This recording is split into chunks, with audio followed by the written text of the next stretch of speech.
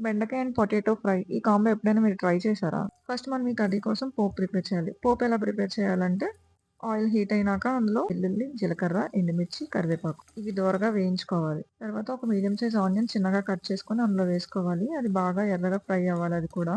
ఇది ఫ్రై అయినాక మనం ఆల్రెడీ కట్ చేసి పెట్టుకున్న బెండకాయ, పొటాటో 2 అందులో వేసేయాలి. అందులో వేసినాక మనం దాని మీద కొంచెం సాల్ట్ ఏసుకోవాలి. సాల్ట్ ఏసుకుంటే త్వరగా కుక్ అవుతాయి అందుకోసమే.